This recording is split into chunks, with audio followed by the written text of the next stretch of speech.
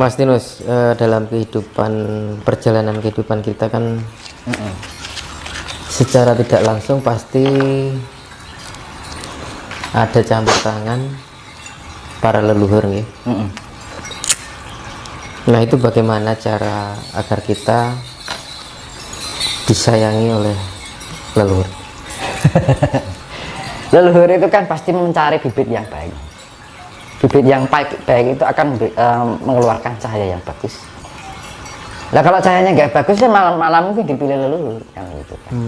Ketika ada orang yang sebenarnya sudah mempunyai genetika yang bagus dari kecil, tapi pada predikatifnya secara kasunyatan perjalanan hidupnya dia tidak mampu memperbaiki dan memproses diri untuk menjadi cahaya yang baik, maka leluhur itu akan lari Mencari bibit yang lain. Gitu. Namun ketika kita nggak punya genetika ya dari leluhur yang kita, tapi kita mampu melakukan secara predikatif dengan tindakan-tindakan dengan 5 kunci itu tadi, secara otomatis Bisa ya? tiba-tiba ger kok entuk suara apa ini satu ya.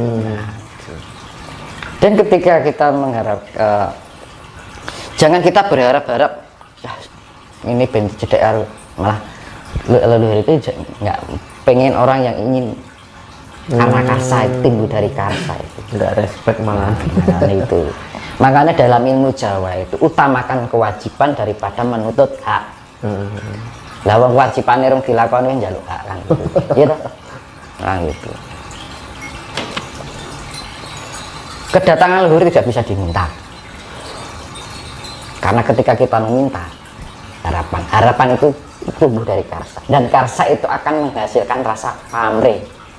Gitu. Ujung-ujungnya apa jenenge?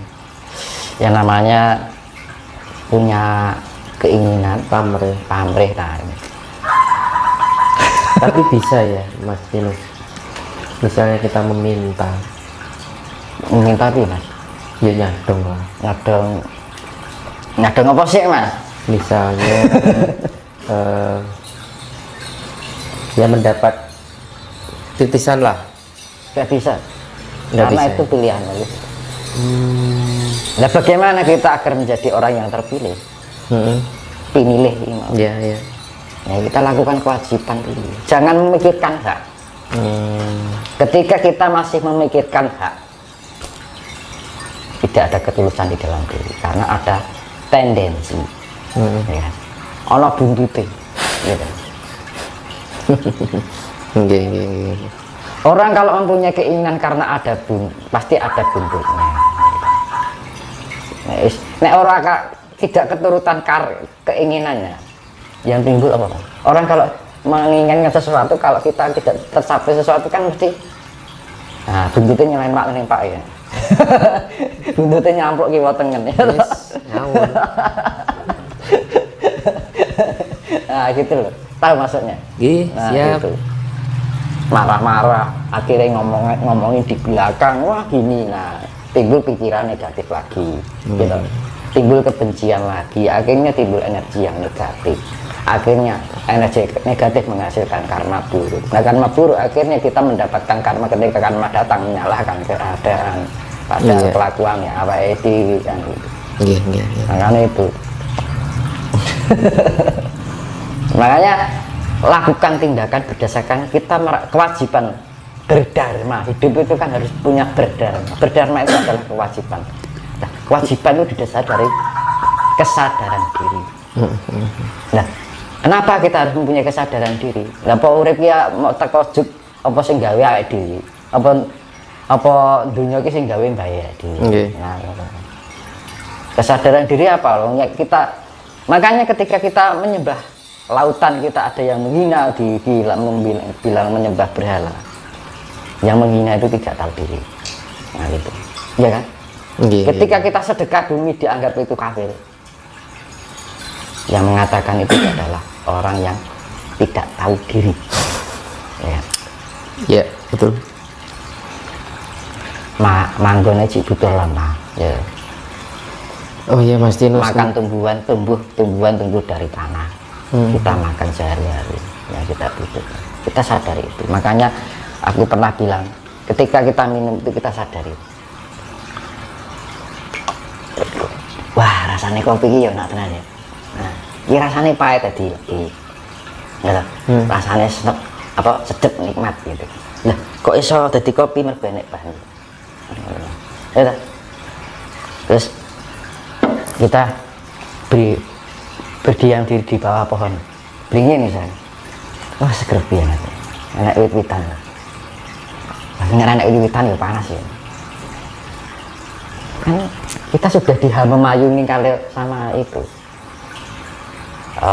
tanaman. Makanya dengan keadaan seperti itu kita harus mempunyai pola pikir yang namanya hamemayu hayuning bawono. Nah, sedekah alam itu adalah hamemayu hayuning bawono. Nah, itu tumbuh dari mana? Hamemayu hayuning diri. Ketika kita bisa memayu hayuning diri, otomatis kita akan memberikan hamemayu hayuning bawono, juga hamemayu hayuning sasama atau sasono. Nah, kita menghidup. Oh ternyata ketika kita duduk di bawah pohon itu sejuk ya. Berarti penting kan? Zaman saya ini malah kita didoli, jadi duit dilempet kan, lebok kene ATM kan, akhirnya bang bisa seneng gitu.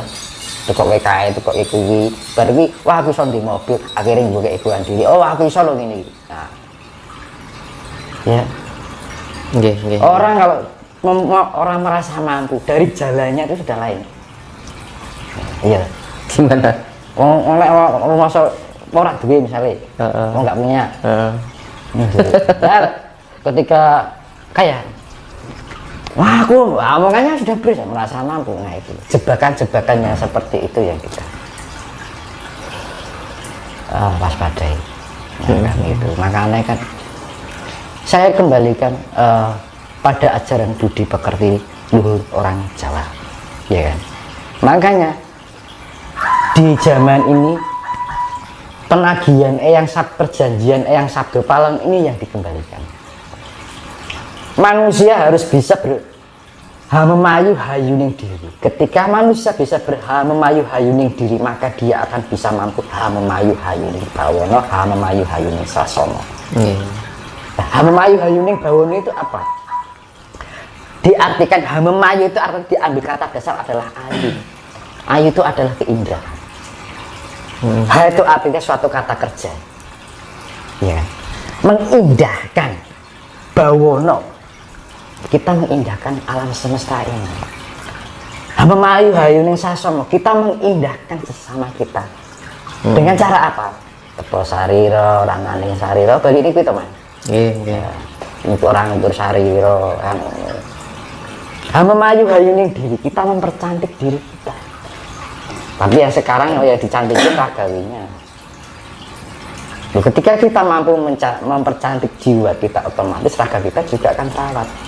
Tapi ketika orang mempercantik ragawinya, belum tentu jiwanya bagus karena wadah.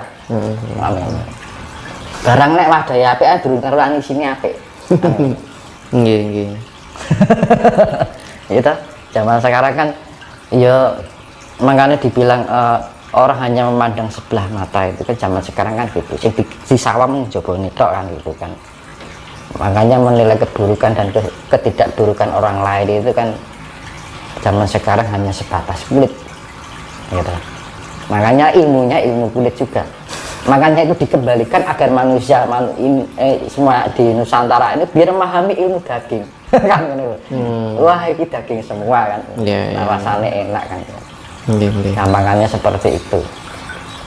Nah, makanya ini saya kembalikan dengan perjanjian eyang sabdo palon dengan angka kunci 729 kalau disatukan menjadi angka 9.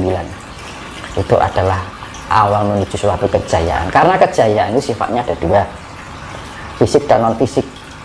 Ya kan? Pembersihan secara fisik, pembersihan secara jiwa. Ya. Kalau di dalam pewayangan itu disimbolkan senjatanya Antasena dengan Wisanggeni. Ya, ketika Wisanggeni dan Antasena sebelum Baratayuda dimulai, disuruh sama Sang Yang Menang dan diberikan satu senjata yang namanya Godo Inten. Ya kan? Untuk membunuh siapa? Batara Kala dan Batara Durga. Batara Kala dan Batara Durga itu adalah angkara murka. Nah, target utama dalam bencana korban ini yang menjadi pembersihan ini adalah angkara murka. Angkara itu keegoan, keemosional, keakuan. Angkara murka itu adalah kemurkaan itu sendiri, merasa tidak cukup dengan apa yang ada. Makanya wong Jawa ngajari wong urip iku kudu narima kan gitu kan. Akeh sithik kudu diterima. Nah, makanya kembali kenapa disimbolkan godho inten? Intan itu adalah logam paling keras, batu mutiara yang paling keras, ya kan.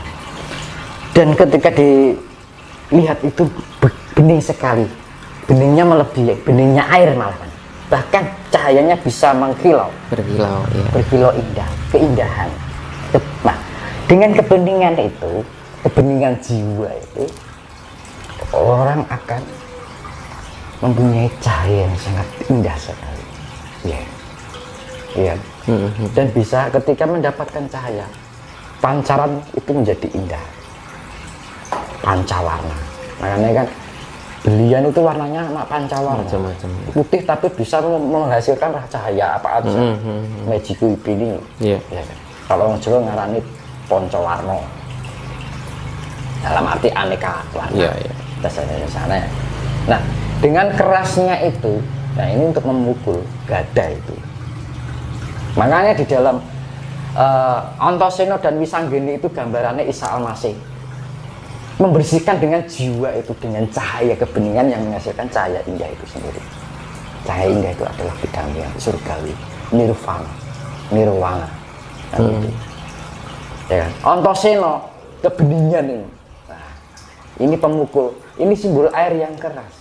Nah, itu sifatnya fisik dan non fisik. Ya, pertama dibersihkan secara jiwa yang non fisiknya, yang si fisiknya adalah yaitu tadi. Antasena itu ibaratnya kalau Wisanggeni itu Isa Al-Masih dengan pembersihan cinta kasih, ilmu cinta kasih. Nah, sing Antasena itu yang disifatkan adalah Nabi Khidir, penguasa samudra. Lah Wisanggeni itu makanya Wisanggeni dibilang itu titisannya sang yang menang. Maka dibilang Isa Al-Masih, kalau orang Nasrani dibilang putra Allah. Wis padha wae, Bang. Cuma istilah. Antasena itu Nabi Khidir penguasa samudra, ya wis banget. Air yang sifatnya keras. Nah, itu simbol dua sifat fisik dan non fisik. Maka di dalam pewayangan ini kedua peran itu diberikan senjata yang namanya godho inten. Yang keras untuk memukul yang keras, yang fisik untuk memukul yang itu dengan mulai ada kata istilah muncul menang tan ngasorake, digdaya tanpa aji. Dengan kasih itu sendiri. Ketika kita bisa menang tanpa ngasorake itu kita menang tanpa merendahkan. Luruk tanpa bolo. Luruk tanpa bolo itu dengan kita sendiri, kita bisa merangkul semua, menciptakan kedamaian, kerukunan. Akhirnya tercipta keharmonisan. Keharmonisan tercipta kedamaian. Digdaya tanpa aji, kita mau digdaya tanpa aji,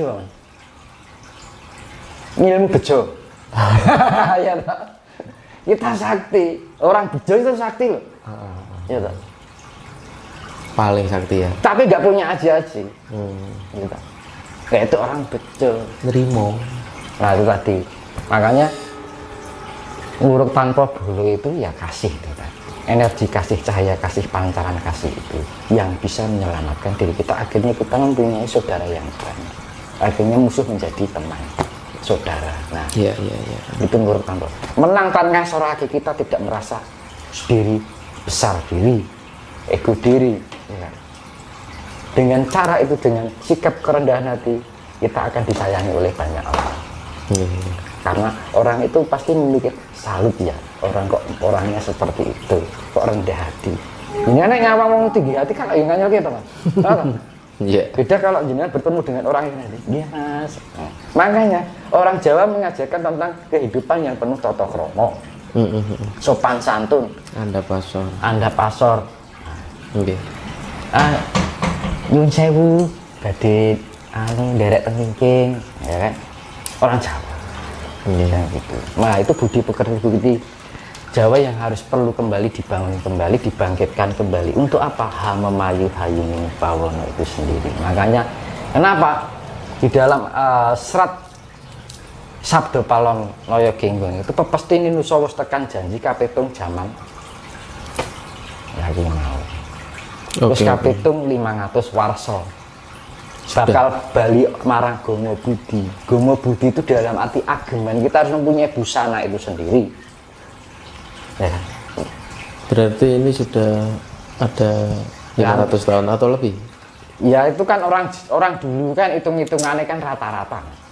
Orang tuh saklek 500 perkiraan ya. Gitu kan.